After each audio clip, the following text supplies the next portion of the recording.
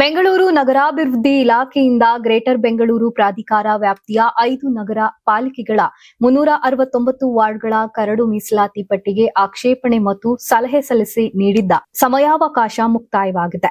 ಈ ಅವಧಿಯಲ್ಲಿ 700ಕ್ಕೂ ಹೆಚ್ಚು ಆಕ್ಷೇಪಗಳು ಮತ್ತು ಸಲಹೆಗಳು ಸಲ್ಲಿಕೆಯಾಗಿವೆ ಎಂದು ಅಧಿಕಾರಿಗಳು ತಿಳಿಸಿದ್ದಾರೆ.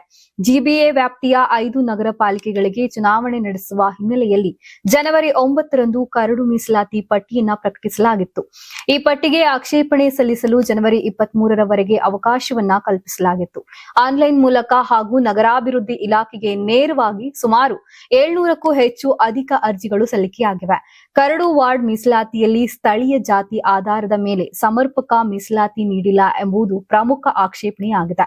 ಜೊತೆಗೆ ಸರ್ಕಾರ ನಿಗದಿಪಡಿಸಿರುವಂತೆ ಮಹಿಳೆಯರಿಗೆ 50% ಮೀಸಲಾತಿ ನೀಡಲಾಗಿಲ್ಲ ಎಂದು ಆರೋಪವೂ ಕೇಳಿಬಂದಿದೆ.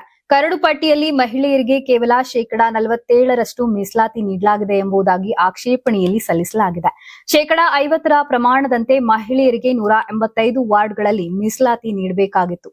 ಆದರೆ ಕರಡು ಪಟ್ಟಿಯಲ್ಲಿ ಕೇವಲ 176 ವಾರ್ಡ್ಗಳಿಗೆ ಮಾತ್ರ ಮಹಿಳಾ ಮೀಸಲಾತಿ ನೀಡಲಾಗಿದೆ.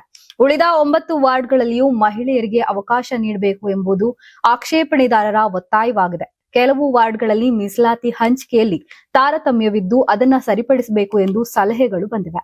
ಯಾರ್ಯಾರಿಗೆ ಎಷ್ಟು ರಿಸರ್ವೇಶನ್? ಕರಡು ಪಟ್ಟಿಯಲ್ಲಿ 369 ವಾರ್ಡ್ಗಳಲ್ಲಿ ಮಹಿಳೆಯರಿಗೂ ಸೇರಿ ಅನುಸೂಚಿತ ಜಾತಿಗೆ 43 ವಾರ್ಡ್, ಅನುಸೂಚಿತ ಪಂಗಡಕ್ಕೆ 7 ವಾರ್ಡ್, ಹಿಂದುಳಿದ ಎ ವರ್ಗಕ್ಕೆ 97 ವಾರ್ಡ್, ಹಿಂದುಳಿದ ಬಿ ವರ್ಗಕ್ಕೆ 24 ವಾರ್ಡ್ ಹಾಗೂ ಸಾಮಾನ್ಯ ವರ್ಗಕ್ಕೆ 198 ವಾರ್ಡ್ ಮೀಸಲಿಡಲಾಗಿದೆ.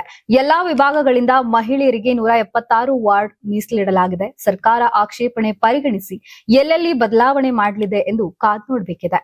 ನೀವು ಸಣ್ಣ ಆಗ್ಬೇಕಲ್ವಾ? ಅದು ಒಂದು ಉತ್ತಮ ಆಹಾರದಿಂದ ಸಣ್ಣ ಆಗ್ಬೇಕಲ್ವಾ? ಪ್ರತಿದಿನ ನಮ್ಮ ಜೀನಿ ಸ್ಲಿಮ್ ನ ಯೂಸ್ ಮಾಡಿ ಯಾವುದೇ ಸೈಡ್ ಎಫೆಕ್ಟ್ ಇಲ್ದಂಗೆ ನೀವು ಸಣ್ಣ ಆಗ್ತೀರಾ.